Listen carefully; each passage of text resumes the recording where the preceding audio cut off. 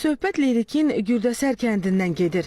O kənd ki, şəhər mərkəzindən cəmi 17 kilometr məsafədə yerləşir. Bu kənddə böyüyüb, boya-başa çatmışam. Burada yaşayıram hal-hazırda. Yəni gördüyünüz kimi bu maşınla evimə getmək istəyirəm. Məsələn, gedib evə çıxa bilmirəm. Yollarımız bərbad vəziyyətdədir. Qazımız yoxdur. Yanacaq kimi odundan istifadə edirik. Odun da ki, hal-hazırda yoxdur. Yəni meşələr qırılıb gedib. Davanlar hamısı çıxıb gedir. Evlər boşdur. Baxımsız olandan sonra evlər də sökülür.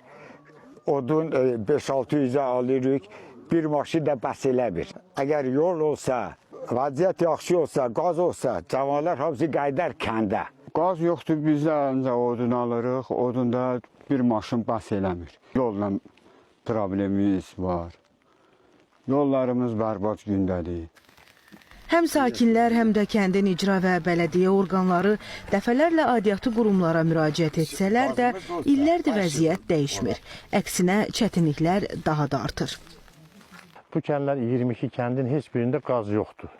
Qaz xətti Soru kəndindən, Gürdəsər kəndindən, Aliyabad kəndindən keçməyinə baxmayaraq bunlar qazla təmin olunmayıb. Müraciət olunurmu qazla təmin? Dəfələrlə müraciət olunur, dəfələrlə. Rayon rəhbəri də məsələ qaldırıb.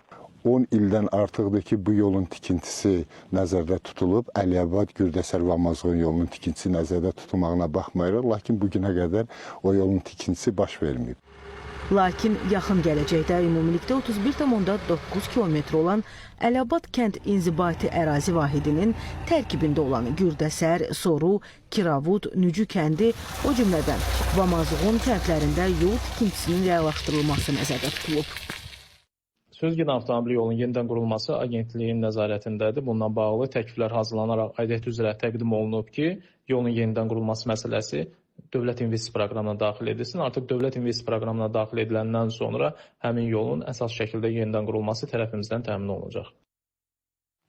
Kəndin qazlaşdırılmasına gəlincə isə Lerik rayonunun təbii qazla təmin olunmayan kəndlərinin, o cümlədən Gürdəsər kəndinin qazlaşdırılması Azərqaz İstehsalat Birliyinin gündəmindədir. Rayonun digər kəndləri ilə yanaşı Gürdəsər kəndinin qazlaşdırılması məsələsinə növbəti illərdə mali imkanlarından asılı olaraq baxılacaqdır. Görünən odur ki, illərdir səbr edən kənd sakinləri hələ bir qədər də gözləməli olacaq. Nuranə Tələt qızı, Şahin İlhamoğlu, Rəşidə Zülfüqar və ASTV xəbər.